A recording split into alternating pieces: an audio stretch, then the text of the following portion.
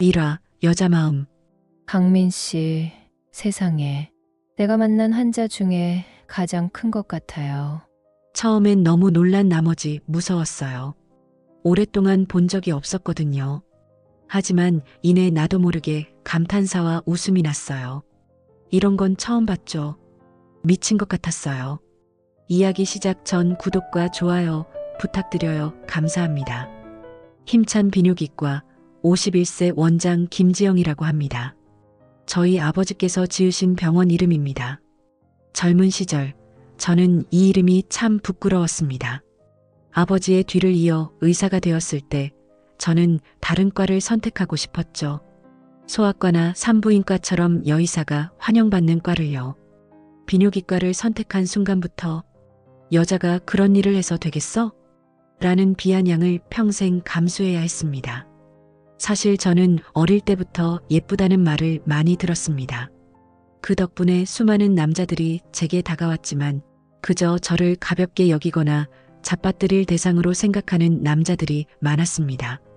남자들은 그저 제 외모만 보고 다가온 뒤 저를 함부로 판단하고 떠나기 일쑤였죠. 저는 자연스럽게 마음의 벽을 쌓았고 누구에게도 진심을 보여주지 않게 되었습니다. 그런 제가 비뇨기과 의사가 된 후 그 벽은 더 단단해졌습니다. 여자 의사한테 어떻게 말하냐는 표정부터 대놓고 저를 무시하려는 태도까지 매일 수많은 편견과 맞서야 했으니까요. 그래서 저는 철저히 업무적인 태도를 유지했습니다. 환자분들과의 거리를 두는 것이 저 자신을 지키는 유일한 방법이라고 믿었죠. 그날도 다르지 않았습니다. 접수대에서부터 당황한 표정으로 들어서는 중년의 남자 환자. 그의 이름은 이강민 씨였습니다. 어떤 증상으로 오셨나요? 저는 늘 하던 대로 감정 없는 목소리로 물었습니다. 안 서요. 아니, 밟기가 잘 안 되는 것 같아서요.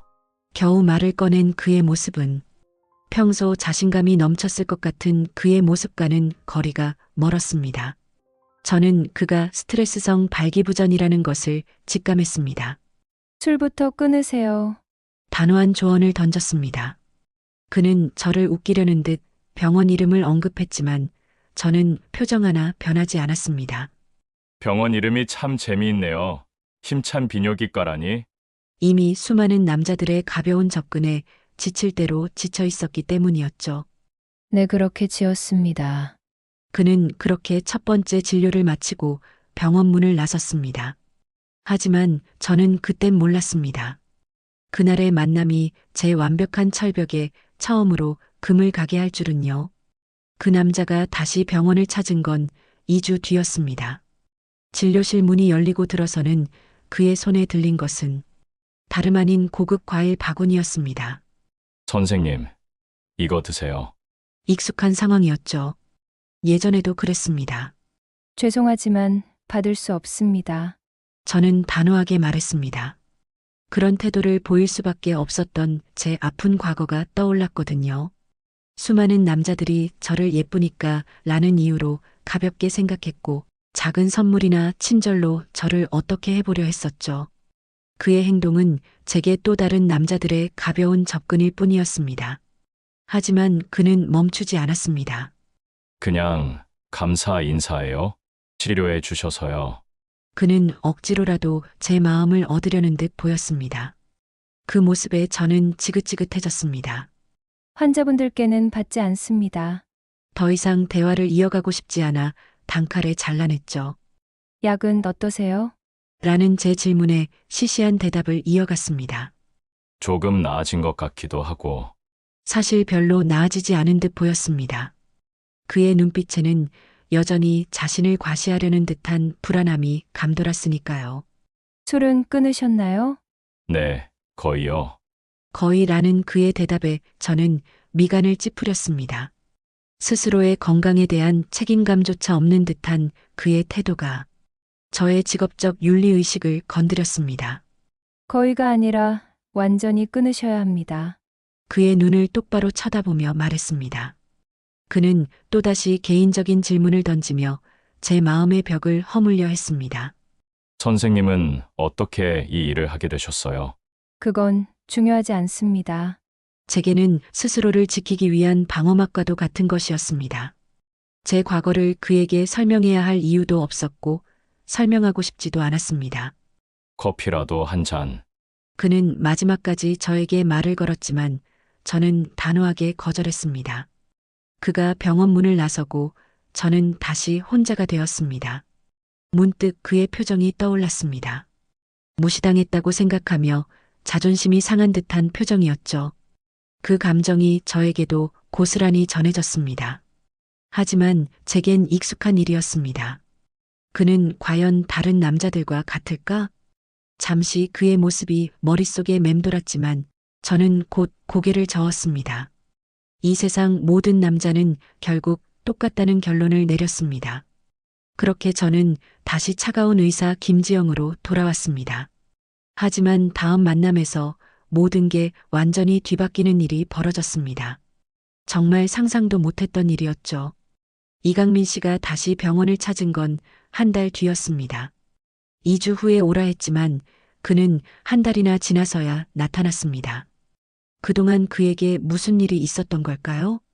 진료실로 들어서는 그의 모습은 이전과는 완전히 달랐습니다. 얼굴은 헬쑥했고 눈빛에는 불안감과 피로가 가득했습니다. 평소의 당당함은 온데간데 없었죠. 처음으로 저는 그의 모습을 보고 걱정이라는 감정을 느꼈습니다. 많이 안 좋아 보이시네요. 저도 모르게 딱딱한 말투 대신 진심으로 우러나오는 말을 건넸습니다.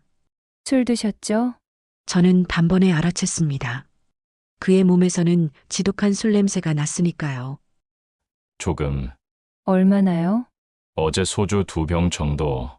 그의 말에 저는 한숨을 쉬었습니다. 한숨을 쉬는 동안 제 안에 무언가가 무너지는 소리가 들렸습니다.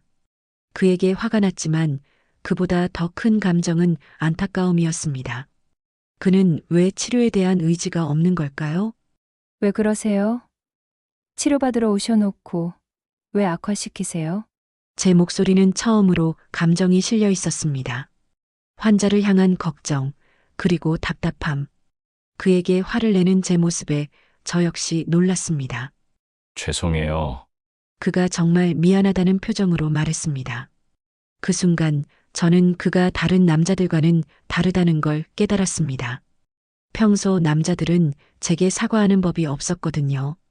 그들은 늘 자신들의 매력과 능력을 과시하기 바빴지 자신의 잘못을 인정하는 법이 없었습니다.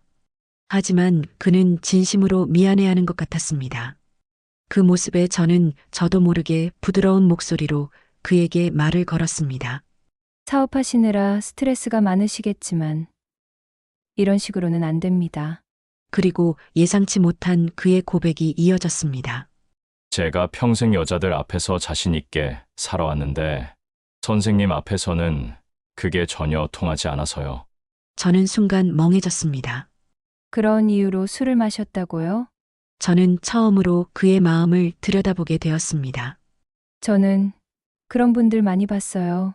저는 조심스럽게 그에게 제 아픈 과거를 이야기했습니다. 남자들이 저를 우습게 보려고 하는 거요. 여자가 비뇨기과 의사라고. 제 목소리에는 그동안 쌓아왔던 서러움과 상처가 묻어났습니다. 그는 제 이야기를 진지하게 들어주었습니다. 그리고 제 마음을 이해한다는 듯 고개를 끄덕였습니다. 저도 그런 생각이 있었나 봐요. 죄송합니다. 그의 진심 어린 사과에 저는 드디어 제 마음의 벽에 작은 틈이 생겼다는 것을 느꼈습니다. 그리고 저는 처음으로 그에게 미소 지어 주었습니다. 선생님은 어떻게 이 과를 선택하게 되셨어요? 아버지가 비뇨기과 의사셨어요. 물려받은 거죠. 그날의 대화는 단순한 진료가 아니었습니다. 그것은 서로의 상처를 들여다보고 서로를 이해하기 시작한 첫걸음이었죠. 한 달이라는 시간이 지났습니다. 저는 사실 그가 다시 찾아올지 반신반의했습니다. 그런데 약속한 날 정확히 그는 병원 문을 열고 들어섰습니다. 그리고 그의 모습은 저를 깜짝 놀라게 했습니다. 한 달 전에 헬쑥하고 피곤해 지쳐있던 모습은 온데간데 없었고 활기차고 건강해 보이는 남자가 서 있었습니다. 얼굴에는 혈색이 돌았고 눈빛에는 자신감 대신 편안함이 가득했습니다. 많이 좋아 보이시네요. 저의 입에서는 진심이 담긴 말이 흘러나왔습니다. 네. 선생님 말씀대로 술 끊고 운동하니까 확실히 다르네요. 그는 이전의 자만심 넘치던 태도 대신 겸손하게 말했습니다. 다행이에요. 약속 지켜주셔서 고마워요. 저 역시 고맙다는 말을 건넸습니다. 누군가 저의 조언을 진심으로 받아들이고 자신을 위해 노력하는 모습은 제게도 큰 보람과 기쁨을 주었습니다. 제가 환자에게 고맙다는 말을 한 것은 정말이지 처음 있는 일이었습니다. 그의 노력과 변화가 저의 마음속 벽을 조금씩 허물고 있었으니까요. 그에게서 더 이상 저를 잡아뜨릴 대상으로 보는 시선은 느껴지지 않았습니다. 선생님은 제 근본 원인이 뭐라고 생각하세요? 그의 진지한 질문에 저는 조금 망설였습니다. 완벽해야 한다는 강박 같은 거요. 그는 자신이 얼마나 자만했는지를 깨달았다고 말했지만 저는 그에게 자만이 아니라 불안이었을 거예요. 항상 강해 보여야 한다는 압박감이 스트레스가 되는 거죠. 그는 제 말에 깊이 공감하는 듯 보였습니다. 그 순간 우리는 단순한 의사와 환자가 아니라 서로의 내면을 들여다보는 사이가 된 것 같았습니다. 이강민 씨는 진료를 마치기 전 예상치 못한 질문을 던졌습니다. 선생님도 스트레스 받으실 때 있잖아요. 어떻게 푸세요? 누군가 제 안부를 물어본 것이 얼마만이었을까요? 저는 놀라움과 함께 묘한 따스함을 느꼈습니다. 독서하고 클래식 음악 듣고 그 정도요. 라고 대답하자 그는 무언가 외로워 보인다고 말했습니다. 평생 혼자 싸워온 저의 삶을 그가 이해하는 듯한 느낌에 마음이 울렸습니다. 제 마음의 벽에 아주 큰 틈이 생겨버렸습니다. 그가 병원 문을 나선 뒤 저는 한동안 멍하니 앉아 있었습니다. 그때 제 안에서 멈춰있던 심장이 다시 뛰기 시작했습니다. 여러분, 이 부분이 바로 제가 사랑을 시작하게 된 결정적인 순간입니다. 집중해서 들어주세요. 2주라는 시간이 정말 빠르게 지나갔습니다. 저는 이강민 씨의 마지막 검진 날이 다가오는 것이 기쁘면서도 한편으로는 아쉬웠습니다. 의사로서 환자의 완치를 바라는 것이 당연했지만 그와 더 이상 만날 수 없다는 생각에 마음 한구석이 텅 빈 것처럼 느껴졌죠. 마침내 그날이 왔습니다. 진료실 문이 열리고 들어서는 이강민 씨는 한 달 전보다 훨씬 더 밝고 건강해 보였습니다. 정말 많이 좋아지셨네요. 얼굴이 완전히 달라졌어요. 제 입에서는 진심으로 우러나오는 감탄사가 터져나왔습니다. 검사 결과도 완벽했습니다. 축하드려요. 완전히 회복되셨어요. 그럼 이제 정말 안 와도 되는 건가요? 그의 질문에 저는 잠시 망설였습니다. 네. 건강하시니까요.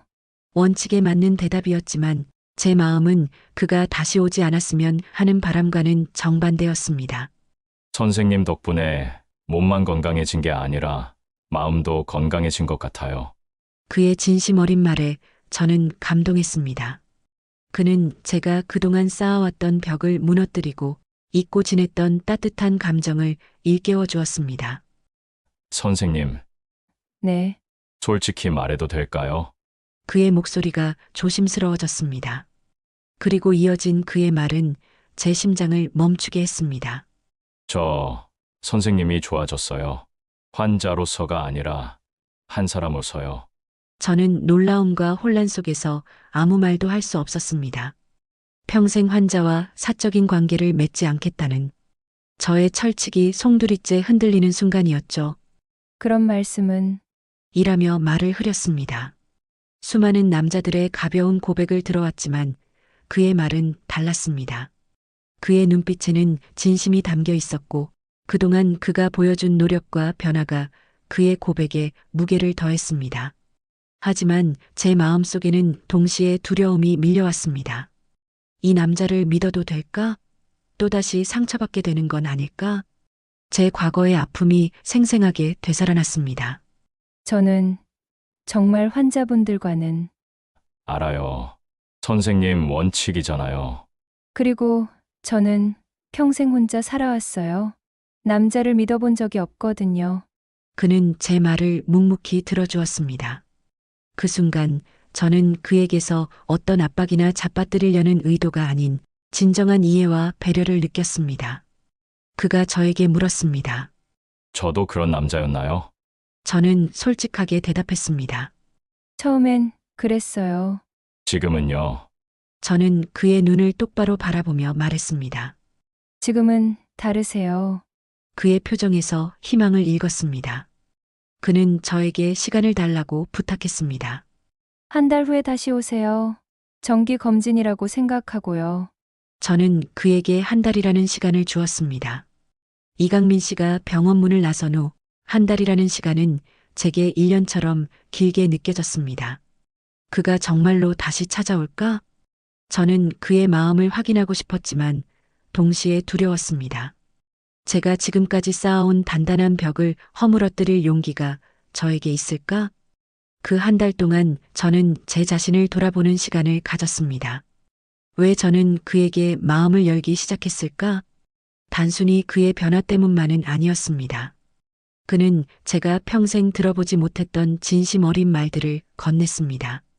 제 직업에 대한 편견이 아닌 제 삶에 대한 이해를 보여주었고 제 아픈 과거를 공감해 주었죠.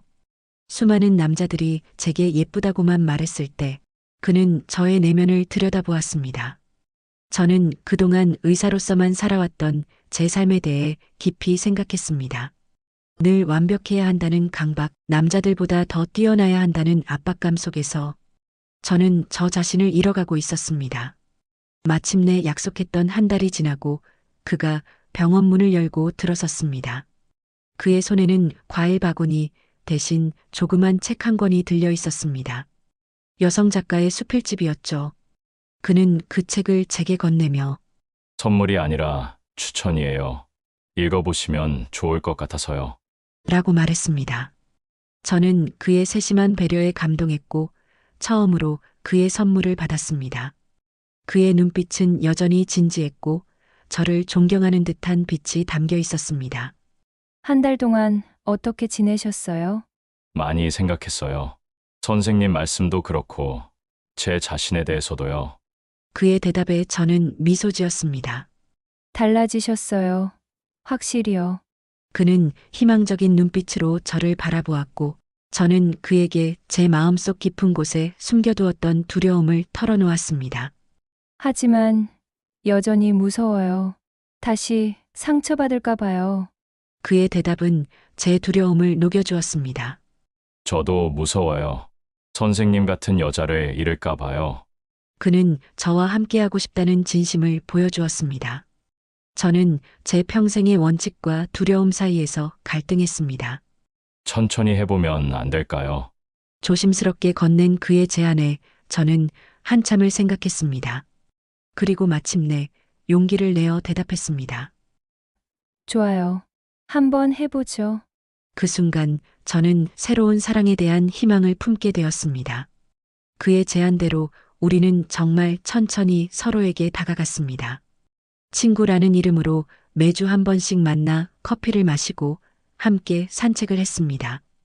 병원에서 만났을 때와는 달리 딱딱한 의사와 환자의 관계가 아닌 인간 대 인간으로서의 만남이었죠. 우리는 서로의 삶에 대해 더 깊이 이야기했습니다. 제가 비뇨기과 의사가 될 수밖에 없었던 아픈 가정사와 남자들에게 상처받았던 과거를 그에게 솔직하게 털어놓았습니다. 그는 제 이야기를 판단하지 않고 그저 묵묵히 들어주었습니다. 그동안 쌓아왔던 저의 외로움과 서러움이 그의 따뜻한 눈빛 속에서 녹아내리는 것 같았습니다. 그 역시도 자신의 불안감과 자만심이 어디서 비롯되었는지 그리고 그것이 어떻게 자신을 갉아먹었는지에 대해 이야기했습니다. 저는 그가 가진 상처를 보며 그가 단순히 철없는 남자가 아니라는 것을 깨달았습니다. 그는 제가 처음 만났던 자만심 넘치던 남자가 아니라 진심으로 자신을 돌아보고 변화하려 노력하는 사람이었습니다.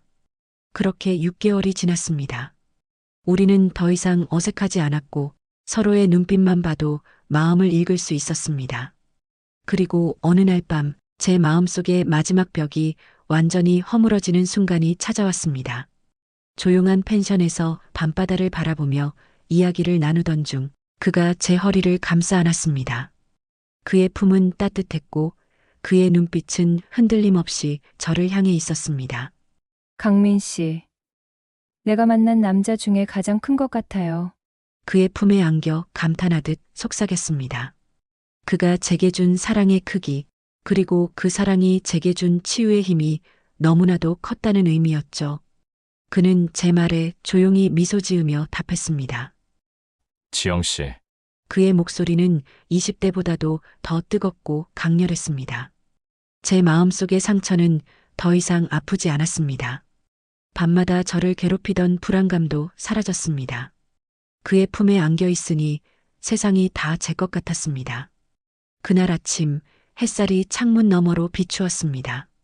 그의 품에서 눈을 뜬 저는 처음으로 진정한 행복을 느꼈습니다. 후회 안 해요. 그의 물음에 저는 고개를 저었습니다. 전혀요. 오히려 더 일찍 마음을 열었으면 어땠을까 생각해요. 저도 지영 씨 덕분에 진짜 사랑이 뭔지 알았어요. 우리는 서로를 바라보며 웃었습니다. 늦은 나이에 시작된 사랑이었지만 그 사랑은 오히려 더 깊고 진했습니다. 진짜 서로를 알고 서로의 상처를 보듬어주는 사랑이었으니까요. 저희의 이야기는 여기서 끝이 아니었습니다. 진짜 사랑의 완성, 그리고 새로운 인생의 시작을 알리는 마지막 이야기가 남아 있습니다. 우리는 그렇게 1년이라는 시간을 더 보냈습니다. 이강민 씨는 저의 가장 든든한 지지자가 되어 주었습니다. 그는 여전히 회사를 운영했지만 예전처럼 일에만 매달리지 않았습니다. 저를 이해하고 저의 삶을 존중해 주었죠. 덕분에 저는 여자 비뇨기과 의사라는 굴레에서 벗어나 환자들에게 더 따뜻한 마음으로 다가갈 수 있게 되었습니다. 선생님, 예전보다 훨씬 친근해지셨네요. 환자들이 종종 제게 말하면 저는 웃으며 대답했습니다. 좋은 사람을 만났거든요. 그 말을 들은 환자들도 저의 변화를 느끼며 함께 웃어주었죠. 어느 날 저녁 함께 저녁 식사를 하던 중 제가 그에게 물었습니다. 우리 언제 결혼할까요? 그는 제 물음에 한치의 망설임도 없이 대답했습니다. 언제든 좋아요. 지영 씨가 원할 때요. 내년 봄은 어때요? 완벽해요. 나이 든 결혼이라고 해서 부끄러울 건 없었습니다. 오히려 더 소중했고 서로의 상처를 이해하고 보듬어주는 진짜 사랑이었기에 더욱 값졌습니다. 결혼식 날 저는 순백의 웨딩드레스를 입고 그의 앞에 섰습니다. 그가 눈물을 글썽이는 것을 보고 저는 장난스럽게 말했습니다. 울면 안 돼요. 화장이 번져요. 그는 제게, 너무 아름다워서요. 저는 그의 손을 잡고 새로운 시작을 약속했습니다. 늦은 나이에 찾아온 사랑이었지만 그 어떤 풋풋한 사랑보다 더 진실되고 아름다웠습니다. 신혼여행은 제주도로 갔습니다. 조용한 펜션에서 밤바다를 바라보며 이야기를 나누는 동안 저는 진정한 행복이 무엇인지 깨달았습니다. 행복해요. 제가 진심을 담아 말하자 그 역시 저도요. 처음엔 정말 싫었어요. 또 다른 철없는 남자인 줄 알았거든요. 맞았잖아요. 그때는요. 우리는 서로의 과거를 웃으며 이야기했습니다. 지금은 달라요. 제가 사랑하는 남자예요. 그날 밤도 완벽했습니다. 더 이상 제게는 부족함이 없었죠. 이제 우리는 함께 늙어가고 있습니다. 저는 여전히 힘찬 비뇨기과를 운영하고 있고 그는 저를 지지하는 든든한 남편입니다. 오늘은 어땠어요?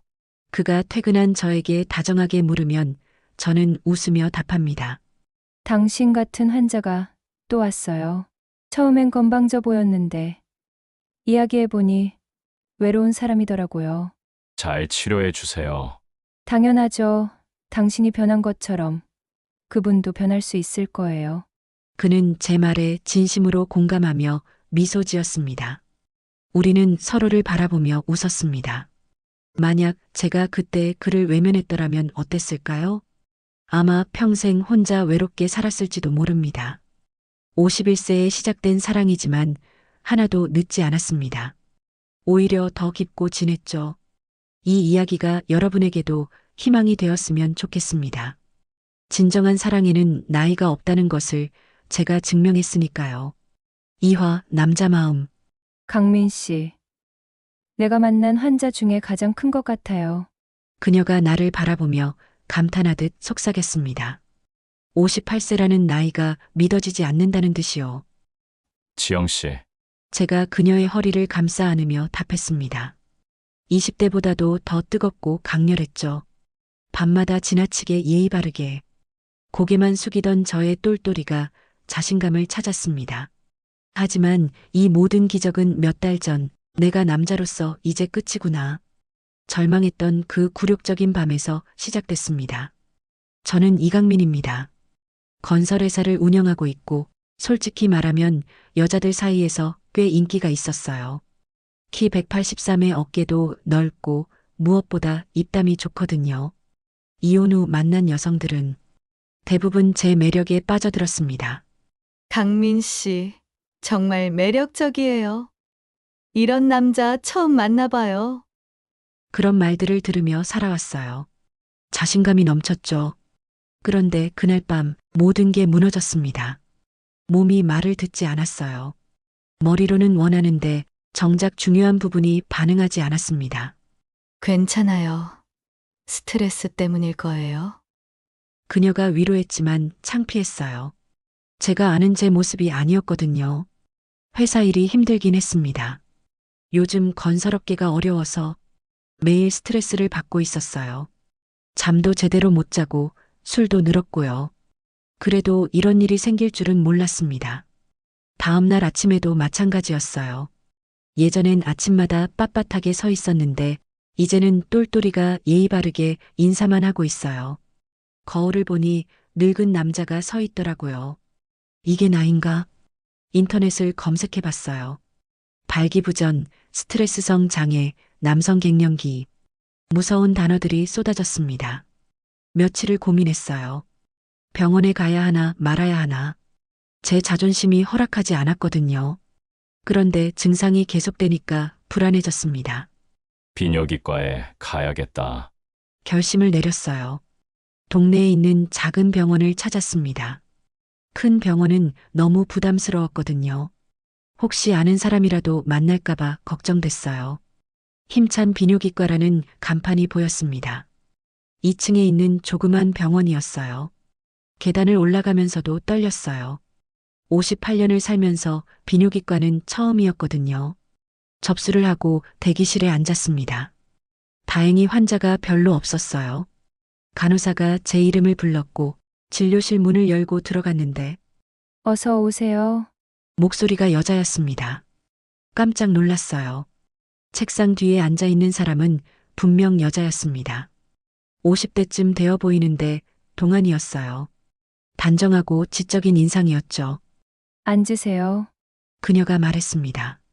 명패에는 비뇨기과 전문의 김지영이라고 써 있었어요. 당황했습니다. 남자 의사에게도 말하기 어려운 일인데 여자 의사라니.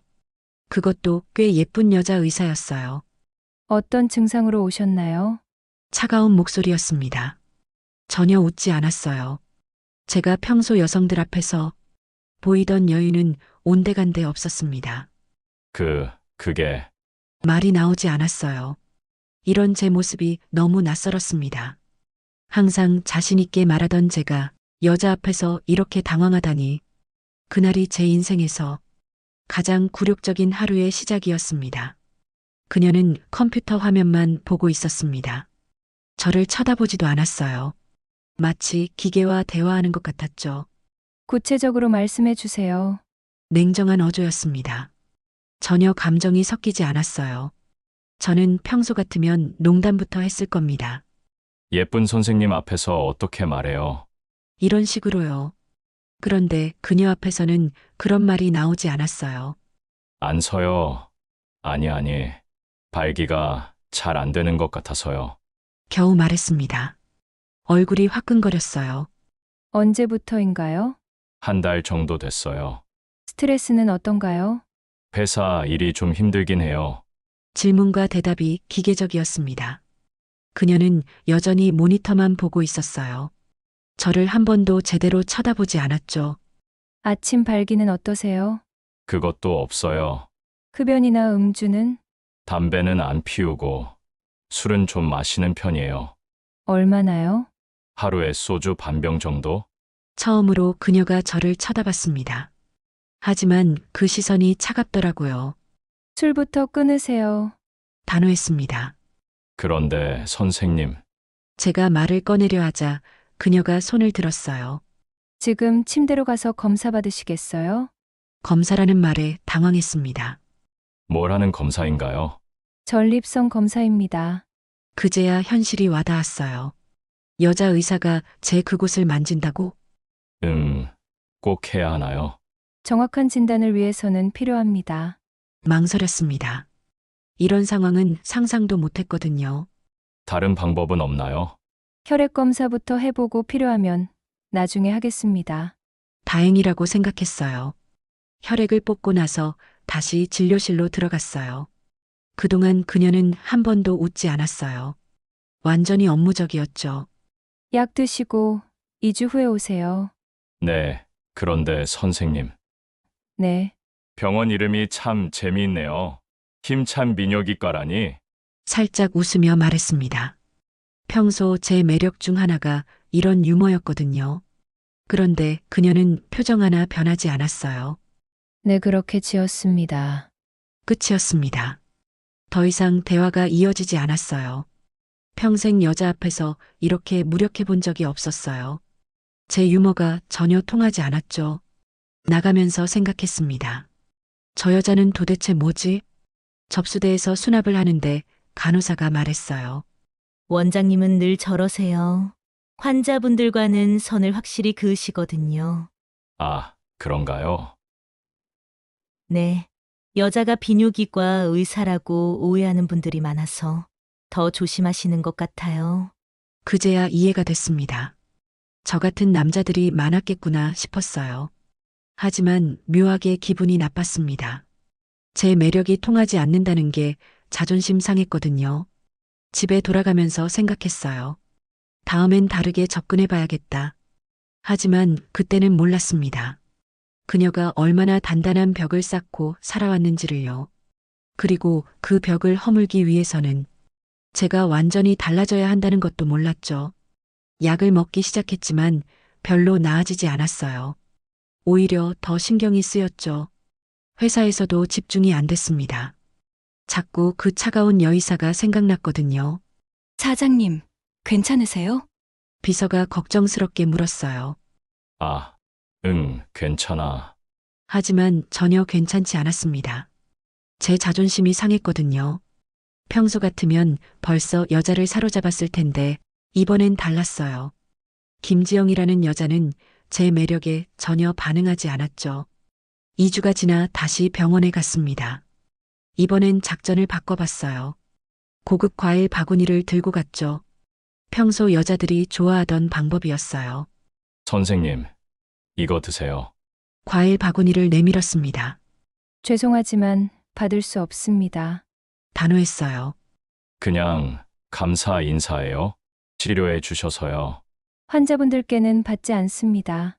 역시 철벽이었습니다. 약은 어떠세요? 다시 업무적인 톤으로 돌아갔어요.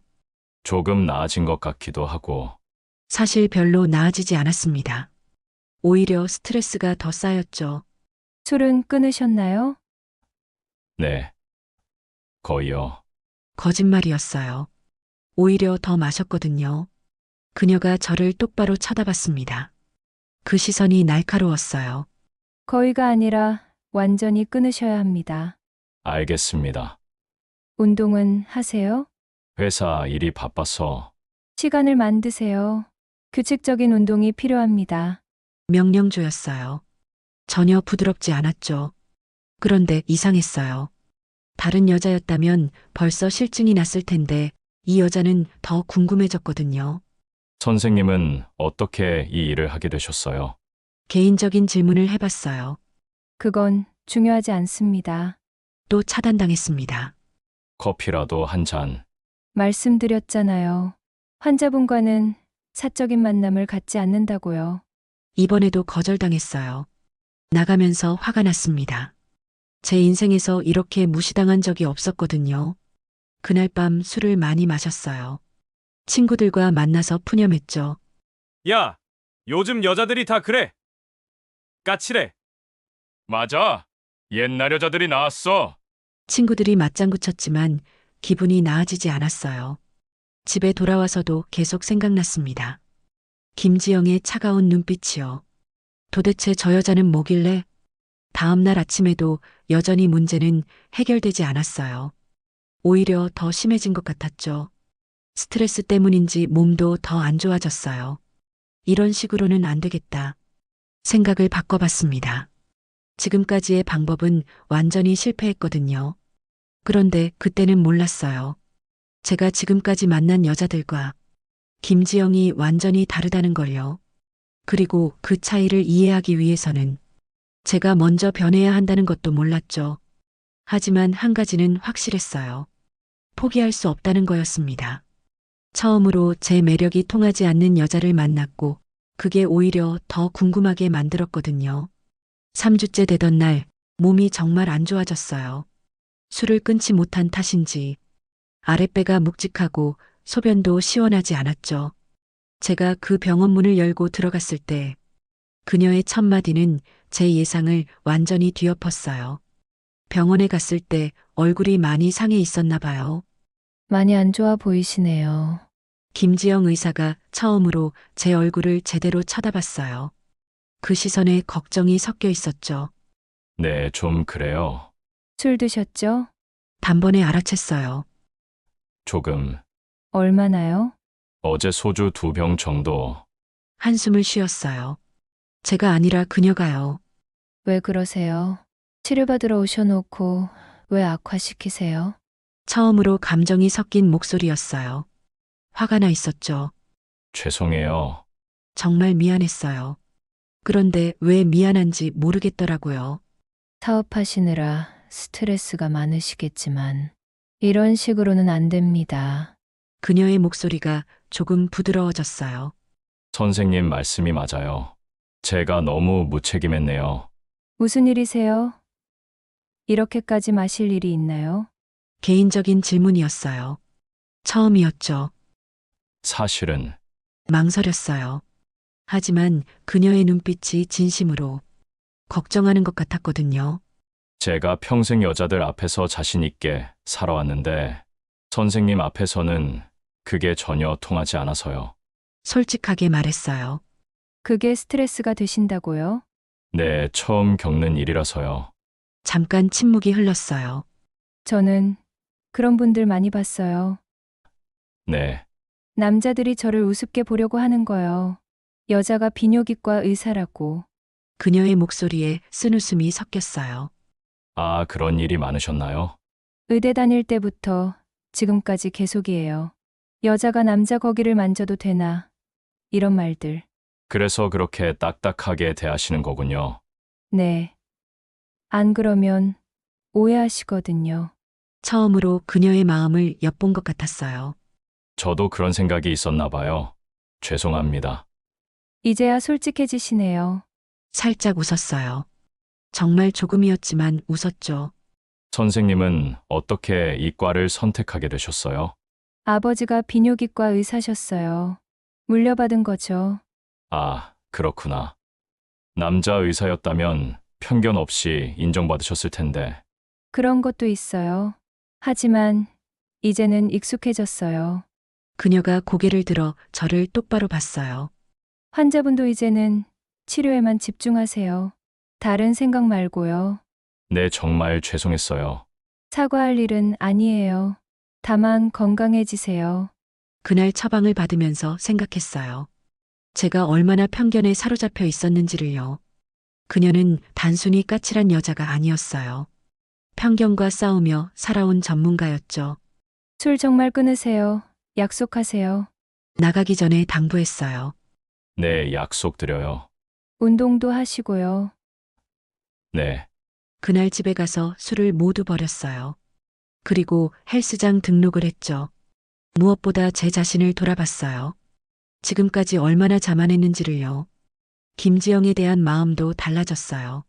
정복하고 싶은 여자가 아니라 존경할 만한 사람으로 보이기 시작했거든요. 그리고 생각했습니다. 이제야 제대로 된 치료가 시작되는 건 아닐까? 한 달이 지났어요. 술을 완전히 끊고 운동을 시작했죠. 헬스장에서 주 3회 새벽 6시마다 갔어요. 몸이 달라지기 시작했습니다. 아침에 일어나는 것도 한결 수월해졌고요. 무엇보다 김지영 의사를 대하는 제 마음이 완전히 바뀌었어요. 많이 좋아 보이시네요. 이번 진료에서 그녀가 먼저 말했어요. 네. 선생님 말씀대로 술 끊고 운동하니까 확실히 다르네요. 다행이에요. 약속 지켜주셔서 고마워요. 고맙다는 말을 들으니 기분이 좋았어요. 선생님 덕분이에요. 환자분이 노력하신 거죠? 그런데 궁금한 게 있어요. 네. 말씀하세요. 이런 환자들이 많나요? 저처럼 스트레스 때문에 오는 사람들요. 생각보다 많아요. 특히 사업하시는 분들이요. 다들 어떻게 극복하세요? 사람마다 달라요. 중요한 건 근본 원인을 해결하는 거예요. 제 근본 원인은 뭐라고 생각하세요? 잠깐 생각하더니 답했어요. 완벽해야 한다는 강박 같은 거요. 전곡을 찔렸어요. 맞는 것 같아요. 제가 너무 자만했나 봐요. 자만이 아니라 불안이었을 거예요. 불안이요. 항상 강해 보여야 한다는 압박감이요. 그게 스트레스가 되는 거죠. 그녀의 말에 무릎을 쳤어요. 정말 그랬거든요. 선생님은 정말 대단하시네요. 환자 마음까지 읽으시고 직업병이에요. 이번엔 자연스럽게 웃었어요. 처음 보는 편안한 미소였죠. 혹시 이런 질문해도 될까요? 네. 선생님도 스트레스 받으실 때 있잖아요. 어떻게 푸세요? 저요? 놀란 표정이었어요. 누군가 자신의 안부를 물어본 게 오랜만인 것 같았거든요. 독서하고 클래식 음악 듣고 그 정도요. 혼자서요. 네. 뭔가 외로워 보였어요. 친구들이나 가족과는 안 만나세요. 의사들은 대부분 그래요. 시간도 없고 그때 알았어요. 그녀도 저처럼 외로웠다는 걸요. 선생님도 사람이시구나. 네. 처음엔 너무 완벽해 보이셔서 로봇 같다고 생각했어요. 그렇게 보였나요? 네, 근데 지금은 달라요. 뭐가요? 따뜻한 사람이라는 걸 알겠어요. 그녀가 잠깐 당황했어요. 이런 말을 들어본 적이 없었나 봐요. 저는 그냥 제 일을 할 뿐이에요. 아니에요. 제 마음까지 치유해 주시잖아요. 환자분이 스스로 변하신 거예요. 선생님이 계기를 만들어 주셨어요. 조용한 침묵이 흘렀어요. 나쁘지 않은 침묵이었죠. 다음에는 언제 와야 하나요? 2주 후에 오세요. 마지막 검사해 보고요. 마지막이요. 왜인지 아쉬웠어요. 많이 좋아지셨거든요. 그럼 더 이상 못 뵙는 건가요? 건강하시면 병원에 올 이유가 없죠. 그 말이 마음에 걸렸어요. 집에 가면서 생각했어요. 정말 건강해지면 그녀를 못 보는 걸까요? 이상했어요. 처음엔 빨리 나았으면 했는데 이제는 치료가 끝나는 게 아쉬웠거든요. 그녀와 대화하는 게 좋아졌어요. 단순히 예쁜 여자라서가 아니라 진짜 마음이 통하는 것 같아서요. 2주 후가 벌써 기다려지면서도 두려웠습니다. 정말 마지막일까 봐서요. 마지막이라는 단어가 계속 머릿속을 맴돌았어요. 여러분, 이 다음 부분이 제 인생에서 가장 중요한 순간이었어요. 정말로요. 2주가 정말 빨리 지나갔어요. 그동안 운동을 더 열심히 했고 회사 일도 여유롭게 처리했죠. 무엇보다 김지영을 다시 만날 생각에 설렜어요. 이런 감정이 오랜만이었거든요. 병원에 갔을 때 그녀가 놀란 표정을 지었어요. 정말 많이 좋아지셨네요. 얼굴이 완전히 달라졌어요.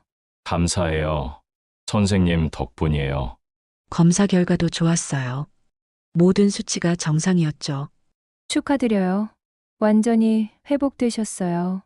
기쁜 소식이었지만 마음이 복잡했어요. 그럼 이제 정말 안 와도 되는 건가요? 네. 건강하시니까요. 그녀도 왜인지 아쉬워하는 것 같았어요. 그런데 말이에요. 네. 선생님 덕분에 몸만 건강해진 게 아니라 마음도 건강해진 것 같아요. 그렇게 말씀해 주시니 감사해요. 정말이에요. 처음엔 제 자존심만 생각했는데 이제는 다른 사람을 이해하게 됐어요. 그녀가 조용히 고개를 끄덕였어요. 선생님도 그런 것 같아요. 저요? 처음보다 훨씬 편안해 보이세요. 웃으시는 모습도 자주 봤고요. 그런가요? 네, 저 때문인가요? 대담한 질문이었어요. 예전 같으면 이런 식으로 접근했겠지만 이번엔 진심이었거든요. 환자분이 변하시니까 저도 편해졌나 봐요. 그럼 우리가 서로를 변화시킨 거네요. 그렇게 볼 수도 있겠네요. 잠깐 침묵이 흘렀어요. 선생님, 네, 솔직히 말해도 될까요? 네. 저 선생님이 좋아졌어요. 그녀가 깜짝 놀랐어요. 환자로서가 아니라 한 사람으로서요. 그런 말씀은 안 된다는 거 알아요. 하지만 숨기고 싶지 않았어요. 강민 씨, 처음으로 제 이름을 불렀어요. 저는 정말 환자분들과는 알아요. 선생님 원칙이잖아요. 네, 그래도 말하고 싶었어요. 선생님을 만나면서 제가 정말 많이 배웠거든요. 그녀의 표정이 복잡해졌어요. 감사해요. 하지만 괜찮아요. 대답 안 하셔도 돼요. 일어서려는데 그녀가 말했어요. 잠깐만요. 네? 저도 솔직히 말하면 말을 망설이더라고요. 이런 적은 처음이에요. 환자분을 이렇게 생각해 본 적이요. 제 가슴이 뛰기 시작했어요. 하지만 제 원칙이 있어요. 네, 알아요. 그리고 저는 평생 혼자 살아왔어요. 남자를 믿어본 적이 없거든요. 왜요? 이 일을 하면서 남자들의 진짜 모습을 너무 많이 봤어요. 좋지 않은 모습들을요. 그제야 이해됐어요. 그녀가 왜 그렇게 벽을 쌓고 살았는지요. 저도 그런 남자였나요? 처음엔 그랬어요. 지금은요. 지금은 다르세요. 희망이 보였어요. 시간을 주세요. 제가 정말 달라졌다는 걸 보여드릴게요. 어떻게요? 모르겠어요. 하지만 포기하고 싶지 않아요. 그녀가 한참을 생각하더니 말했어요. 한 달 후에 다시 오세요. 정기 검진이라고 생각하고요. 정말요? 네. 그때까지 생각해 볼게요. 나가면서 가슴이 뛰었어요. 완전한 거절은 아니었거든요. 한 달이라는 시간을 받았어요. 그 시간 동안 정말 제가 변했다는 걸 증명해야 했죠. 무엇보다 그녀가 남자를 불신하게 된 이유를 이해하게 됐어요. 그리고 그 불신을 깨뜨리는 건 쉽지 않을 거라는 것도요. 하지만 도전해볼 가치가 있었습니다. 처음으로 진짜 사랑하고 싶은 사람을 만났거든요. 여러분, 이제부터 정말 집중해서 들어보세요. 제 인생이 완전히 바뀌는 순간이거든요. 지금 제가 그녀에게 마지막 고백을 하려고 합니다. 한 달 동안 미친 듯이 노력했어요. 운동도 더 열심히 하고 책도 읽었죠. 특히 여성학 관련 책들을 읽으면서 그녀의 마음을 이해하려고 했어요. 회사에서도 직원들을 대하는 방식을 바꿨습니다. 특히 여직원들에게 더 신경 썼어요. 사장님, 요즘 많이 달라지셨네요. 비서가 말했어요. 뭐가? 더 세심해지시고 배려도 많이 해주시고요. 그 말을 들으니 뿌듯했어요. 드디어 약속한 날이 왔습니다. 이번엔 꽃 대신 조그만 책을 가져갔어요. 여성 작가가 쓴 수필집이었죠. 오셨네요. 김지영이 반갑게 맞아줬어요. 예전보다 훨씬 부드러워 보였어요. 네. 이거 드리고 싶어서 가져왔어요. 책을 내밀었어요. 받아도 될까요? 선물이 아니라 추천이에요. 읽어보시면 좋을 것 같아서요. 받아줬어요. 처음이었죠. 한 달 동안 어떻게 지내셨어요? 많이 생각했어요. 선생님 말씀도 그렇고 제 자신에 대해서도요. 어떤 생각들을요? 왜 제가 지금까지 진짜 사랑을 못했는지 알겠더라고요. 왜요? 상대방을 이해하려고 하지 않았거든요. 그냥 제 매력으로 사로잡으면 된다고 생각했어요. 그녀가 고개를 끄덕였어요. 선생님을 만나면서 달라졌어요. 처음으로 누군가를 정말 알고 싶어졌거든요. 그런가요? 네, 그리고 깨달았어요. 사랑은 정복하는 게 아니라 함께 성장하는 거라는 거요. 잠깐 침묵이 흘렀어요. 저도 한 달 동안 많이 생각했어요. 어떤 생각을요? 강민 씨가 정말 달라졌는지 확인하고 싶었어요. 그래서 결론은 달라지셨어요. 확실히요. 기뻤어요. 하지만 여전히 무서워요. 뭐가요? 다시 상처받을까 봐요. 지금까지 살아온 방식을 바꾸는 게요. 그녀의 목소리가 떨렸어요. 저는 의대 다닐 때부터 지금까지 남자들한테 무시당하면서 살았어요. 어떻게요?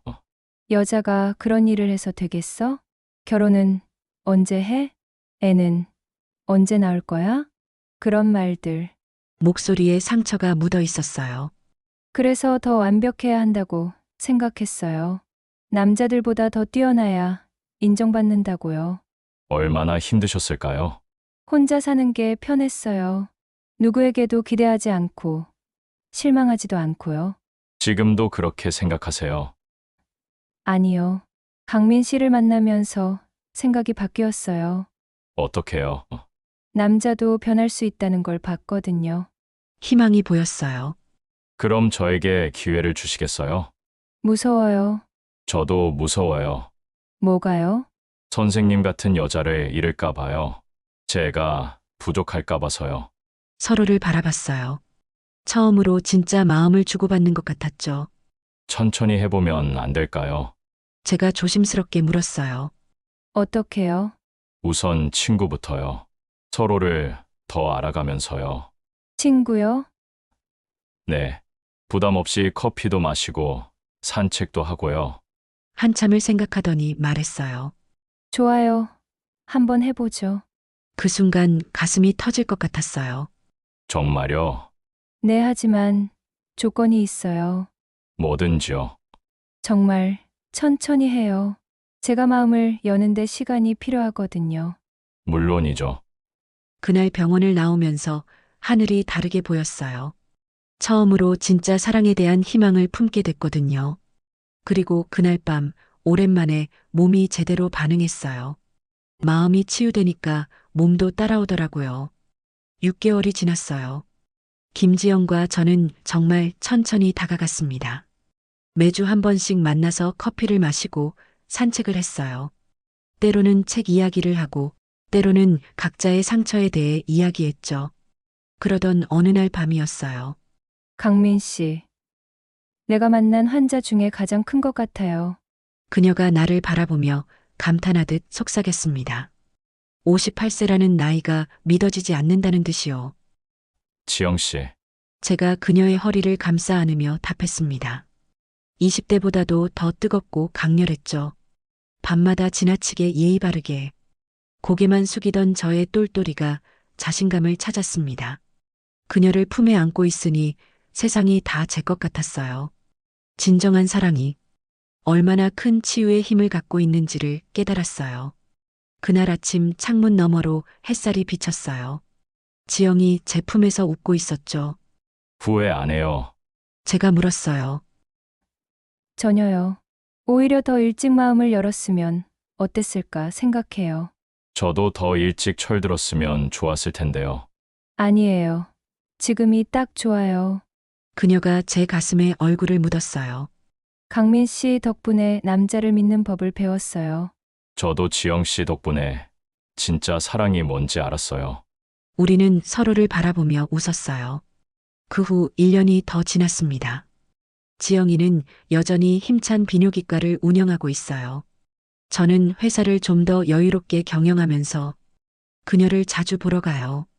오늘도 환자 많네요. 요즘 스트레스성 발기부전 환자들이 늘어서요.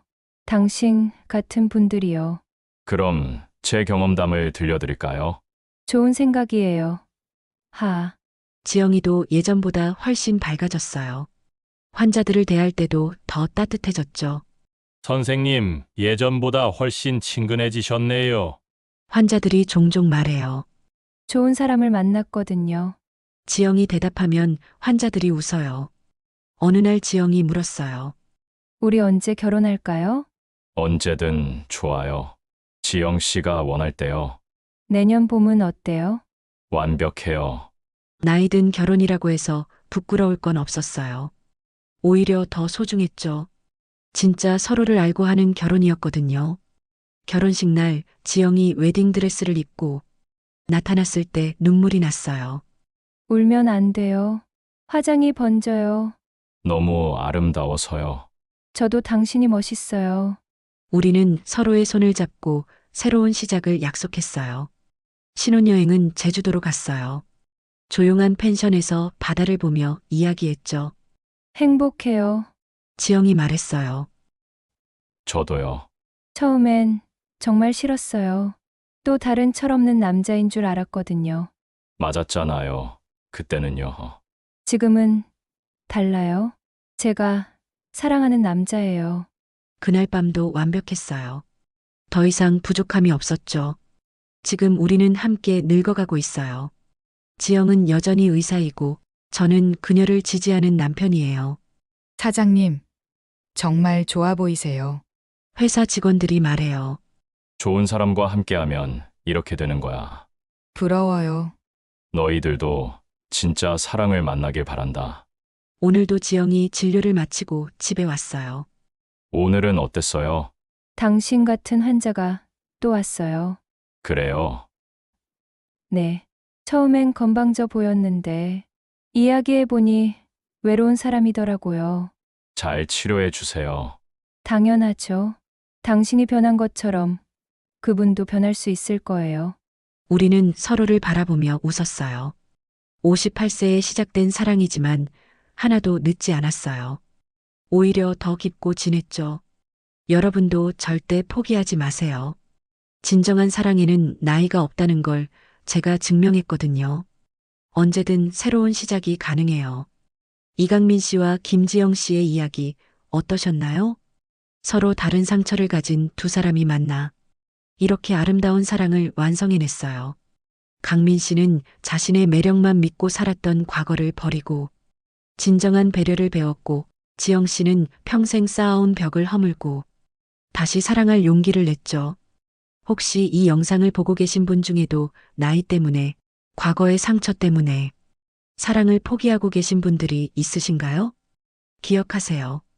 진정한 변화는 작은 것에서부터 시작돼요. 나이는 정말 숫자일 뿐입니다. 언제든 새로운 사랑, 새로운 시작이 가능해요. 이런 희망의 메시지가 더 많은 분들에게 전해졌으면 좋겠어요. 황혼의 깊이 있는 이야기들을 계속 보시려면 구독과 알림 설정으로 함께 해주시고 좋아요로 응원해주세요. 여러분의 클릭 하나로 제가 영상을 제작하는데 큰 힘이 됩니다. 인생의 황혼에서 다시 피는 늦은 사랑과 우리 모두가 경험할 수 있는 외로움과 용기에 대해 이야기하는 늦게 핀 지혜였습니다. 3화 청소부와 경비원. 사별한 지 1년 반인 여자가 이런 말을 해도 될까요? 하지만 숨길 수 없어요. 그날 밤 정말로 온몸이 떨렸거든요. 안녕하세요. 제 이름은 임향수, 올해 57세입니다. 이 이야기를 털어놓기까지 정말 오랜 시간이 걸렸어요. 부끄럽기도 하고 죄스럽기도 하지만 동시에 제 인생에서 가장 뜨거웠던 여름이었거든요. 남편 이정호와 32년을 함께 살았습니다. 대학에서 만나 25세, 결혼해서 57까지 제 인생의 전부였죠. 하지만 2022년 3월 췌장암 판정을 받고 1년 반을 투병하다가 결국 세상을 떠났어요. 마지막 6개월은 제가 직장을 그만두고 간병을 했는데 남편이 점점 말라가는 모습을 보는 게 너무 고통스러웠습니다. 남편이 떠나고 나서는 정말 어떻게 살아야 할지 몰랐어요. 보험금이 좀 있긴 했지만 앞으로 몇십 년을 더 살아야 하는데 돈이 언제까지 버틸지 걱정이었죠. 더 큰 문제는 외로움이었어요. 특히 밤이 되면 남편이 늘 앉아있던 안락의자를 보며 가슴이 답답해서 숨을 쉴 수가 없었습니다. 새벽에 잠에서 깨면 옆자리가 비어있는 게 너무 무서워서 잠을 다시 이루지 못하는 날이 많았어요. 그래서 2023년 6월 차라리 새벽부터 일을 나가는 게 낫겠다 싶어서 분당의 한 대단지 아파트 청소 일을 시작했습니다. 새벽 4시부터 6시까지 아파트 복도와 계단을 걸레질하고 엘리베이터를 닦고 로비를 청소하는 일이었어요. 첫 출근 날을 잊을 수가 없어요. 6월 중순이었는데 벌써부터 후덥지근한 날씨의 새벽인데도 찜통 같았거든요. 온몸이 끈적끈적하고 옷이 등에 달라붙었습니다. 2시간 정도 일을 마치고 나니 땀이 등줄기를 타고 흘러내렸어요. 57이라는 나이가 확실히 느껴지더군요. 젊을 때는 이런 건 일도 아니었을 텐데 몸이 예전 같지 않았습니다. 그때였어요. 고생 많으십니다. 잠시 여기서 쉬다 가세요. 경비실에서 한 남자분이 저를 부르더군요. 키가 크고 어깨가 넓은 분이었는데 50대 후반 정도로 보였어요. 조재민이라고 자기소개를 하시더라고요. 목소리가 참 낮고 차분했습니다. 경비실 문을 열고 들어가니 에어컨이 시원하게 돌아가고 있었어요. 얼마나 시원했는지 정말 천국이 따로 없었습니다. 얼음물 드세요. 재민 씨가 냉장고에서 차가운 물을 꺼내 주셨어요. 그 물을 마시는 순간 왜 그랬는지 모르겠지만 눈물이 날 뻔했어요. 남편이 죽고 나서 누군가 저를 이렇게 배려해 준 게 언제였나 싶어서요. 감사해요. 정말 고마워요. 제가 그렇게 말하니까 재민 씨가 조용히 웃으시더군요. 하지만 그 웃음 속에 뭔가 외로움이 보였어요. 저처럼 혼자 사는 사람의 눈빛이었달까요. 그때는 몰랐지만 그분도 3년 전에 아내를 잃고 혼자 살고 계셨더라고요. 그 이후로 매일 새벽이 기다려졌습니다. 처음에는 단순히 경비실의 시원한 에어컨 때문이라고 생각했어요. 하지만 점점 재민 씨와 나누는 짧은 대화가 하루 중 가장 편안한 순간이 되어가고 있었습니다. 오늘은 더 더우시겠어요. 재민 씨가 늘 먼저 말을 걸어주셨어요. 선풍기 바람도 더 세게 틀어드릴까요? 그런 세심한 배려가 얼마나 고마웠는지 모릅니다. 남편이 살아있을 때도 이렇게까지 제 컨디션을 살펴주지는 않았거든요. 정호 씨는 좋은 남편이었지만 감정 표현에는 서툰 편이었어요. 32년 동안 사랑한다는 말을 직접 들어본 적이 손에 꼽을 정도였으니까요. 재민 씨는 달랐어요. 냉장고에 항상 차가운 이온 음료를 준비해 두시고 제가 땀을 많이 흘리면 깨끗한 수건도 건네주셨습니다. 많이 힘드시죠? 이 나이에 이런 일 하시기 쉽지 않으실 텐데 그런 말을 들으면 가슴이 뭉클해졌어요. 누군가 제 고생을 알아봐 주는 게 이렇게 고마울 줄 몰랐습니다. 일주일 정도 지나자 자연스럽게 15분 정도씩 경비실에서 쉬는 게 일상이 되었어요. 재민 씨는 혼자 컵라면으로 끼니를 때우시더라고요. 그 모습을 보니까 마음이 짠했습니다. 저도 혼자 밥 먹는 게 얼마나 서글픈지 아니까요. 그래서 집에서 시원한 오이냉국이나 김치를 조금씩 가져다 드리기 시작했어요. 이렇게까지 하실 필요 없는데요. 재민 씨가 당황해 하시더군요. 아니에요. 어차피 저 혼자 다 못 먹어요. 버리는 것보다 나누는 게 낫죠. 사실 거짓말이었어요. 전 오히려 재민 씨를 위해 일부러 더 많이 만들고 있었거든요. 누군가를 위해 음식을 준비한다는 게 이렇게 설레는 일인 줄 몰랐습니다. 어느 날은 재민 씨가 제가 가져다 준 냉국을 드시면서 정말 맛있어요. 오랜만에 집밥 같은 걸 먹어보네요. 라고 하시더라고요. 그 말에 가슴이 따뜻해졌어요. 동시에 궁금해지기도 했고요. 이 남자는 어떤 사람일까? 가족은 없을까? 재민 씨의 경비실을 자세히 보니 혼자 사는 티가 났어요. 작은 냉장고에는 라면과 캔맥주밖에 없었고 책상 위에는 혼자 찍은 사진들만 몇 장 있었습니다. 하지만 뭔가 여자의 흔적도 보였어요. 서랍 한쪽에 여성용 손수건이 있었고 선반에는 커플 머그컵이 하나만 남아있더라고요. 아, 이 사람도 저처럼 누군가를 잃었구나 싶었습니다. 2주 정도 지났을 때였어요. 재민 씨가 처음으로 개인적인 이야기를 꺼내시더라고요. 향숙 씨는 혼자 사세요? 조심스럽게 묻는 목소리였어요. 네, 남편이 작년에 세상을 떠나서요. 제가 그렇게 대답하니까 재민 씨의 표정이 조금 어둠침침해지더군요. 저도 그래요. 아내가 3년 전에 더 이상 말씀을 안 하시더라고요. 그 순간 우리 사이에 묘한 공감대가 형성됐어요. 서로의 상처를 굳이 자세히 묻지 않아도 알 것 같았거든요. 사랑하는 사람을 잃어본 사람만이 아는 그 공허함, 밤마다 찾아오는 외로움, 혼자 밥 먹는 서글픔. 그런 것들을 말하지 않아도 이해할 수 있었습니다. 그날부터 우리 대화는 조금씩 깊어졌어요. 날씨 이야기에서 시작해서 일상의 소소한 것들, 가끔은 과거 이야기까지. 재민 씨는 아내와 이 아파트 근처에서 30년을 살았다고 하더라고요. 아내가 세상을 떠난 후에도 이곳을 떠날 수 없어서 경비원 일을 시작했다고 했습니다. 추억이 너무 많은 곳이라 떠나기가 힘들어요 라고 하시는데 그 목소리에 깊은 그리움이 묻어 있었어요. 전 그런 재민 씨가 안쓰럽기도 했지만 동시에 부러웠어요. 30년이나 한 곳에서 아내와 함께 추억을 쌓으며 살았다니. 저희는 전세로 이곳저곳 옮겨 다니느라 정착할 곳이 없었거든요. 7월이 되면서 더위가 정말 기승을 부렸어요. 새벽 4시인데도 습도가 높아서 조금만 움직여도 땀이 비 오듯 흘렀습니다. 그날도 평소처럼 청소를 마치고 경비실로 향했는데 재민 씨가 평소보다 서둘러 저를 맞이하더라고요. 오늘 정말 덥죠? 어서 들어오세요. 경비실 문을 활짝 열어주시는데 에어컨에서 나오는 차가운 바람이 천국 같았어요. 그런데 제가 의자에 앉으려는 순간 선풍기 바람에 뭔가가 날렸어요. 바닥에 떨어진 걸 집어보니 사진이었습니다. 재민 씨와 한 여자분이 바닷가에서 활짝 웃으며 찍은 사진이었어요. 두 사람 다 젊어 보였고 정말 행복해 보였습니다. 특히 그 여자분은 정말 예뻤어요. 단발머리에 환한 미소를 지었는데 재민 씨를 바라보는 눈빛에서 사랑이 느껴졌습니다. 아, 재민 씨가 당황해서 사진을 가져가려고 손을 뻗으시더라고요. 하지만 전 그 사진을 조용히 바라보면서 말했어요. 정말 행복해 보이세요. 아내분이신가요? 재민 씨가 고개를 끄덕이시더군요. 네, 결혼 10주년 때 부산에 여행 간 거예요. 목소리가 많이 작아졌어요. 매년 여름 휴가가 가장 행복했는데 아내가 바다를 좋아했거든요. 전 그 사진을 재민 씨께 건네드리면서 물었어요.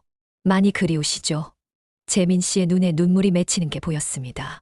3년이 지났는데도 아직 더 이상 말을 잊지 못하시더라고요.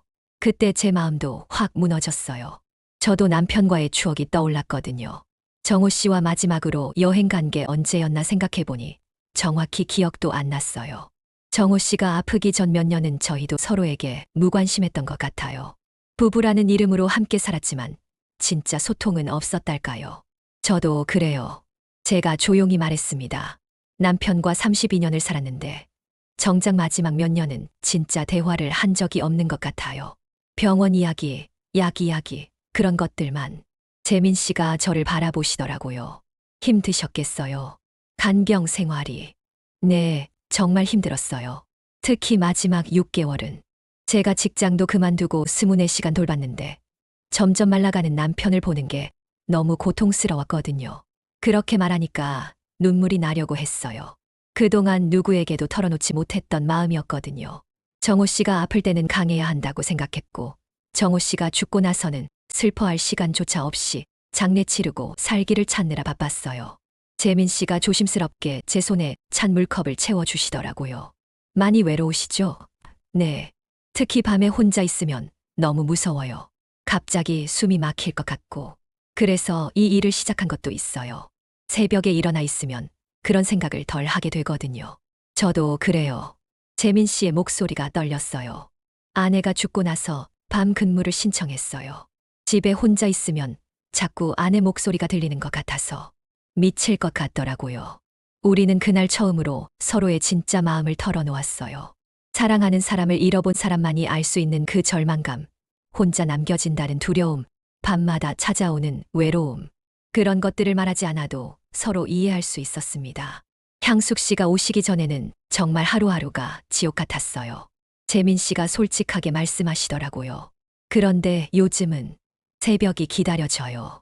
향숙 씨와 이야기하는 이 시간이 제 가슴이 두근거리기 시작했어요. 이게 뭘까요? 고마움일까요? 아니면 다른 감정일까요? 57살에 이런 마음이 드는 게 정상인 걸까요? 죽은 남편에게 미안한 마음도 들었지만 동시에 재민 씨와 함께 있으면 마음이 따뜻해지는 걸 부정할 수도 없었어요. 그날 집에 돌아가면서 계속 생각했어요. 재민 씨의 따뜻한 목소리, 제 이야기를 들어주시는 진심 어린 표정, 그리고 제가 올 때까지 기다려주신다는 그 말. 이런 마음을 가져도 되는 걸까요? 8월 중순이었어요. 연일 계속되는 폭염에 전력 사용량이 급증하면서 그날 새벽에 순간 정전이 발생했습니다. 청소를 마치고 경비실로 갔는데 불이 모두 꺼져 있더라고요. 에어컨도 멈춰서 금세 후덥지근해졌어요. 정전인가 봐요. 재민 씨가 손전등을 켜시더군요. 금방 복구될 거예요. 잠시만 기다리세요. 어둠 속에서 재민 씨의 목소리가 더욱 따뜻하게 들렸어요. 우리는 나란히 의자에 앉아서 부채질을 하며 기다렸습니다. 더우시죠? 재민 씨가 제게 부채질을 해주시기 시작했어요. 어둠 속에서 느껴지는 그의 손길이 왜 그렇게 설렜는지 모르겠어요. 새벽의 고요함과 어둠이 우리 사이의 거리를 더욱 가깝게 만든 것 같았습니다. 제가 할게요. 제가 재민 씨께 부채질을 해드리려고 손을 뻗었는데 그때 우리 손이 스쳤어요. 정말 살짝, 아주 잠깐이었는데 그 순간 제 몸에 전기가 흐르는 것 같았습니다. 재민 씨도 깜짝 놀라신 것 같았어요. 하지만 손을 완전히 떼지는 않으시더라고요. 그 순간이 얼마나 길게 느껴졌는지 모릅니다. 어둠 속에서 재민 씨의 체온이 전해져 왔어요. 남편이 죽고 나서 처음으로 느껴보는 다른 남자의 따뜻함이었습니다. 가슴이 두근거렸어요. 이런 마음이 드는 게 맞나 싶으면서도 멈출 수가 없었어요. 향숙 씨, 재민 씨가 제 이름을 부르시는데 목소리가 떨리고 있었어요. 저도 모르게 재민 씨의 손을 꽉 잡았습니다. 저도 이상해요. 이런 마음이 드는 게 제가 그렇게 속삭이니까 재민 씨가 더 가까이 다가오시더라고요. 그때 전기가 들어왔어요. 갑자기 밝아진 경비실에서 우리는 손을 잡고 있었습니다. 둘 다 깜짝 놀라서 손을 놓았지만 서로의 얼굴이 빨갛게 달아올라 있었어요. 에어컨도 다시 돌아가기 시작했지만 제 몸은 여전히 뜨거웠습니다. 죄송해요. 재민 씨가 먼저 사과하시더라고요. 아니에요. 저도 제가 뭐라고 말해야 할지 몰랐어요. 부끄럽기도 했지만 동시에 더 많은 걸 원하고 있는 제 자신이 무서웠거든요. 그날 이후로 며칠간 경비실에 가지 않았어요. 재민 씨를 마주할 자신이 없었거든요. 죽은 남편에게 미안한 마음도 들었고 57살에 이런 감정을 느끼는 제 자신이 부끄럽기도 했어요. 정호 씨가 죽은 지 겨우 1년 반밖에 안 됐는데 벌써 다른 남자에게 마음이 흔들린다는 게 배신 같았거든요. 하지만 재민 씨 없이 보내는 새벽이 너무 외로웠어요. 경비실에 가지 않으니까 더위도 견디기 힘들었고 무엇보다 재민 씨와 나누던 그 따뜻한 대화가 그리웠습니다. 집에 돌아가서도 자꾸 재민 씨 생각이 났어요. 그의 따뜻한 목소리, 부채질해주던 손길, 어둠 속에서 느꼈던 그 설렘. 4일째 되던 날 아침, 재민 씨가 직접 저를 찾아오셨어요. 청소를 마치고 나오는데 복도에서 기다리고 계시더라고요.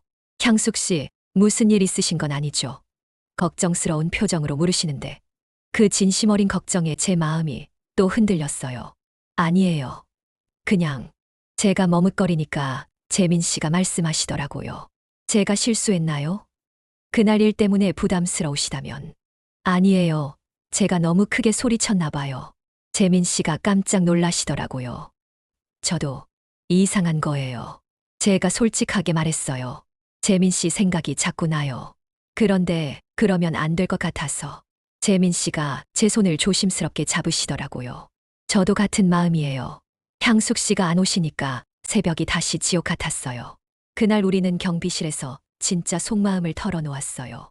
서로에게 끌리지만 죽은 배우자들에게 미안한 마음, 이 나이에 새로운 사랑을 시작해도 되는 건지에 대한 고민들. 하지만 동시에 서로 없이는 견딜 수 없다는 것도 인정했죠. 혼자 있으면 너무 무서워요. 제가 재민 씨께 솔직하게 말했어요. 특히 밤에는 재민 씨와 있을 때만 마음이 편해요. 재민 씨도 고개를 끄덕이시더라고요. 저도 그래요. 향숙 씨가 유일한 위로예요. 그날 밤 처음으로 재민 씨가 제 원룸까지 바래다 주셨어요. 혼자 가시기 걱정돼서요. 문 앞에서 작별 인사를 하는데 재민 씨가 조심스럽게 제 뺨에 뽀뽀를 해주셨어요. 정말 살짝 깃털처럼 가벼운 뽀뽀였지만 제 온몸이 떨렸습니다. 그날 밤은 잠을 이룰 수 없었어요. 재민 씨의 입술이 닿았던 뺨이 계속 화끈거렸거든요. 이제 돌이킬 수 없는 선을 넘은 것 같았어요. 8월 말 연일 계속되는 폭염주의보에 제가 결국 쓰러지고 말았어요. 그날도 평소처럼 새벽 청소를 하고 있었는데 갑자기 어지러우면서 식은땀이 나더라고요. 겨우 집까지 돌아왔지만 열이 펄펄 나면서 몸을 가눌 수가 없었어요. 사흘 동안 일을 나가지 못했습니다. 작은 원룸에 에어컨도 없어서 선풍기 바람으로만 더위를 견뎠는데 열사병에 감기까지 겹쳐서 정말 죽을 것 같았어요. 물도 제대로 못 마시고 아무것도 먹지 못해서 몸이 바짝 말라갔습니다. 그런데 사흘째 되던 저녁 문 밖에서 노크 소리가 들렸어요. 향숙 씨, 괜찮으세요? 재민 씨 목소리였어요. 관리사무소에서 제 연락처를 알아내서 전화했는데 받지 않으니까 직접 찾아오신 거였어요. 문을 열고 나타난 제 모습을 보고 재민 씨가 깜짝 놀라시더라고요. 이게 무슨, 제가 얼마나 초췌했을까요? 며칠을 제대로 씻지도 못하고 아무것도 먹지 못해서 비틀거렸거든요. 들어가세요. 제가 돌봐드릴게요. 재민 씨가 저를 부축해서 침대에 눕히시더니 급하게 약국에 다녀오셨어요. 해열제와 이온음료, 그리고 죽까지 사오셨습니다. 이렇게까지 하실 필요 없는데요. 제가 미안해하니까 재민 씨가 단호하게 말씀하시더라고요. 이런 더위에 혼자 아프시면 안 되잖아요. 제가 없었으면 어떻게 하실 뻔했어요. 그렇게 말씀하시면서 제 이마에 손을 대고 열을 재어보시는데 그 손길이 얼마나 따뜻했는지 모릅니다. 오랫동안 누군가의 돌봄을 받아본 적이 없었거든요. 재민 씨가 젖은 수건으로 제 이마를 닦아주시고 죽을 떠먹여주시고 약도 챙겨주셨어요. 마치 정말 가족처럼요. 아니, 정호 씨도 제가 아플 때 이렇게까지 정성스럽게 돌봐주지는 않았어요. 정호 씨는 그냥 병원 가봐 라고 끝이었거든요. 재민 씨, 고마워요. 정말. 제가 눈물을 흘리니까 재민 씨가 당황하시더라고요. 울지 마세요. 제가 옆에 있잖아요. 그런 말을 들으니까 더 눈물이 났어요. 누군가 제 옆에 있다고 말해주는 게 이렇게 위로가 되는 줄 몰랐거든요. 저녁이 되어도 재민 씨는 집에 가지 않으셨어요. 밤에 혼자 두면 안 될 것 같아요. 제가 여기 있을게요. 작은 원룸에서 재민 씨와 함께 밤을 보낸다는 게 떨렸지만 동시에 안전하다는 느낌이 들었어요. 밤이 깊어지면서 열이 더 올랐어요. 재민 씨가 계속 젖은 수건으로 제 이마에 땀을 닦아주셨는데 어느 순간 재민 씨의 시선이 내 눈에 머물더라고요. 우리 둘 다 숨이 가빠졌어요. 향숙 씨, 재민 씨가 제 이름을 부르는 목소리가 떨리고 있었어요. 저도 재민 씨를 원해요. 제가 솔직하게 말했어요. 아픈 몸이었지만 재민 씨에 대한 갈망을 더 이상 참을 수 없었거든요. 재민 씨가 조심스럽게 제게 키스하기 시작했어요. 처음에는 이마에, 그 다음에는 뺨에, 마지막에는 입술에. 57년 살면서 이런 키스를 받아본 적이 없었어요. 정호 씨와의 키스는 늘 의무적이었는데 재민 씨의 키스는 달랐어요. 간절함과 애절함이 느껴졌거든요. 제가 정말 소중한 사람이라는 걸 온몸으로 표현해 주는 것 같았어요. 재민 씨의 손이 제 옷을 조심스럽게 벗겨주기 시작했어요. 아프시면 언제든 말해요. 재민 씨가 계속 제 컨디션을 걱정해 주시는데 그런 배려가 더욱 설레게 했어요. 제 몸을 이렇게 소중하게 대해주는 사람이 있다니. 우리가 하나가 되는 순간 정말 눈물이 났어요. 외로웠던 지난 1년 반이 한순간에 치유되는 것 같았거든요. 재민 씨도 울고 계셨어요. 향숙 씨, 사랑해요. 그렇게 속삭여 주시는데 가슴이 터질 것 같았어요. 우리는 그날 밤 정말 오랫동안 서로를 안고 있었어요. 말없이 서로의 체온을 느끼면서요. 가끔 재민 씨가 제 이마에 뽀뽀해 주시고 전 재민 씨의 가슴에 귀를 대고 심장 소리를 들었어요. 이렇게 평온한 밤을 보낸 게 언제였는지 모르겠더라고요. 후회 안 하세요? 제가 조심스럽게 물어봤어요. 전혀요. 오히려 이제야 다시 살아가는 것 같아요. 재민 씨의 대답에 제 마음도 편해졌어요. 우리 둘 다 각자의 배우자에게는 미안하지만 이제 서로 없이는 살 수 없다는 걸 인정했거든요. 다음 날 아침 재민 씨가 아침 식사를 해주셨어요. 간단한 미역국이었지만 정말 맛있었어요. 이제 괜찮으세요? 네, 덕분에 많이 나아졌어요. 사실 몸도 좋아졌지만 마음이 더 좋아진 것 같았어요. 더 이상 혼자가 아니라는 안정감이 들었거든요. 앞으로도 제가 향숙 씨를 돌봐드릴게요. 평생. 재민 씨의 그 말에 제가 다시 눈물을 흘렸어요. 저도 재민 씨와 함께하고 싶어요. 정말로. 9월 초가 되니 아침 저녁으로 조금씩 선선해지기 시작했어요. 제가 완전히 회복된 후 재민 씨와 저는 매일 더 가까워져 갔습니다. 이제는 경비실이 진짜 우리만의 공간이 된 것 같았어요. 어느 날 새벽 평소처럼 청소를 마치고 경비실에 갔는데 재민 씨가 진지한 표정으로 저를 기다리고 계시더라고요. 향숙 씨, 얘기할 게 있어요. 무슨 일인지 가슴이 두근거렸어요. 저와 함께 살지 않으실래요? 재민 씨가 조심스럽게 말씀하시더라고요. 각자 혼자 사는 것보다는 이제 우리 나이에 거칠애가 무슨 소용이에요. 서로 의지하며 살아가면 안 될까요? 사실 저도 같은 생각을 하고 있었어요. 재민 씨 없는 시간들이 너무 외로웠거든요. 하지만 아직 주변 시선이 걱정되기도 했고, 이게 정말 옳은 일인지 확신이 서지 않았어요. 재민 씨, 저희 이러는 게 맞을까요? 남들이 뭐라고 할까요? 제가 솔직한 고민을 털어놓으니까 재민 씨가 제 손을 꽉 잡으시더라고요. 향숙 씨, 우리 나이가 몇 살이에요? 57살, 59살이에요. 이제 남 눈치 보며 살 나이는 지났다고 생각해요. 우리가 행복하면 되는 거 아닐까요? 재민 씨의 말이 맞았어요. 정말 이제 남의 시선보다는 우리의 행복이 중요한 나이였죠. 그런데 돈 문제도 있고요. 제가 현실적인 얘기를 꺼냈어요. 저 원룸 월세도 부담스러운데 그건 걱정 마세요. 제가 살던 집이 있어요. 아내와 살던 곳인데 이제는 새로운 추억을 만들고 싶어요. 향숙 씨와 함께요. 재민 씨의 진심이 느껴졌어요. 아내와의 추억이 담긴 집에 저를 드리겠다는 건 정말 큰 결심이었을 테니까요. 정말 괜찮으세요? 아내분 생각나지 않으실까요? 처음에는 그럴 수도 있어요. 하지만 향숙 씨와 함께라면 새로운 시작을 할 수 있을 것 같아요. 과거에만 매달려 살 수는 없잖아요. 재민 씨의 말에 제 마음도 결정됐어요. 좋아요. 함께 살아요. 제가 그렇게 대답하니까 재민 씨가 저를 꽉 안아주셨어요. 57살의 새로운 사랑, 새로운 동거. 상상도 못했던 일이었지만 이상하게 두렵지 않았어요. 일주일 후 저는 재민 씨 집으로 이사를 갔어요. 3년 전 돌아가신 아내분의 흔적들이 곳곳에 남아 있었지만 재민 씨가 미리 정리를 많이 해주셨더라고요. 불편하시면 언제든 말씀하세요. 재민 씨가 계속 제 눈치를 보시더라고요. 괜찮아요. 오히려 고마워요.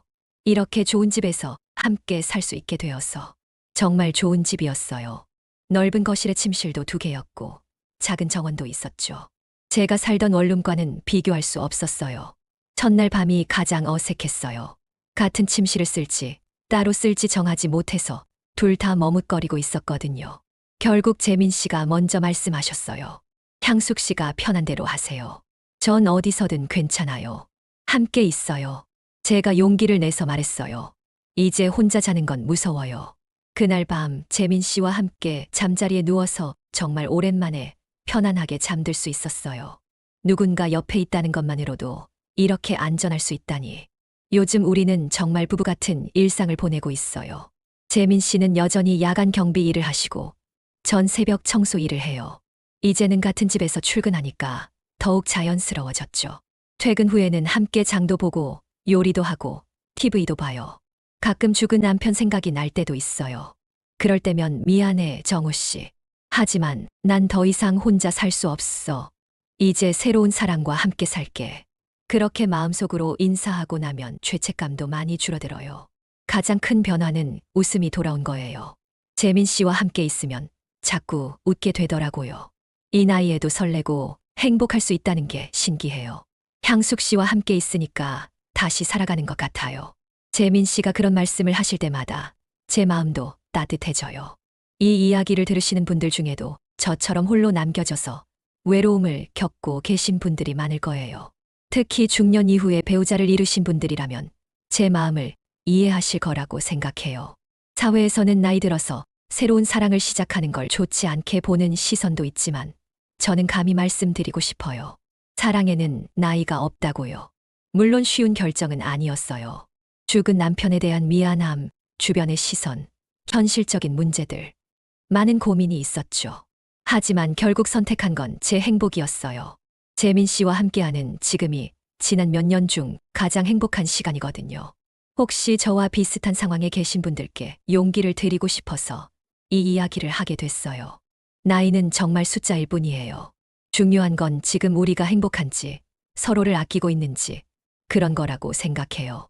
오른쪽 하단에 있는 빨간색 구독과 좋아요, 알림 설정 눌러주시면 더 많은 분들에게 용기를 전할 수 있을 것 같아요. 지금까지 시청해주셔서 정말 감사합니다. 황혼의 깊이 있는 이야기들을 계속 보시려면 구독과 알림 설정으로 함께 해주시고 좋아요로 응원해주세요. 여러분의 클릭 하나로 제가 영상을 제작하는데 큰 힘이 됩니다. 인생의 황혼에서 다시 피는 늦은 사랑과 우리 모두가 경험할 수 있는 외로움과 용기에 대해 이야기하는 늦게 핀 지혜였습니다.